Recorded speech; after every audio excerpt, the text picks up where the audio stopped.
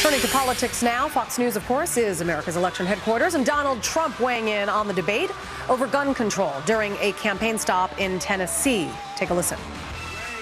The Second Amendment to our Constitution is clear. The right of the people to keep and bear arms shall not be infringed upon, period. Period.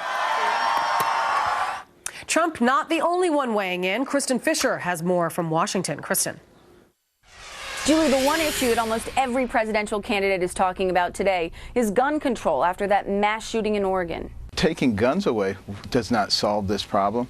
And Thomas Jefferson, way back then, said, you know, the only people who are hurt when we take guns away are the law-abiding citizens. These political calls immediately after a shooting are not being made rationally, they're being made emotionally. But Jeb Bush is the candidate taking the most heat from Democrats and gun control advocates after a comment he made on the campaign trail yesterday. Here it is. Look, stuff happens. There's always a crisis, and the impulse is always to do something, and it's not necessarily the right thing to do. At the same time, a new Pew Research poll shows Bush taking a sharp dive with just 4% of the vote.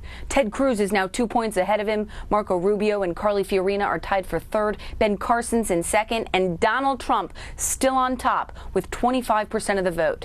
On the Democratic side, tonight, the vice president, who still hasn't said if he's running, will be the keynote speaker at the annual dinner for the Human Rights Campaign. But earlier, it was Clinton's turn, and she used the platform to attack her Republican rivals on the issue of LGBT equality. We're going to face some ridiculousness, especially from our friends in the GOP. In fact, it's already begun. Ben Carson says that marriage equality is what caused the fall of the Roman Empire.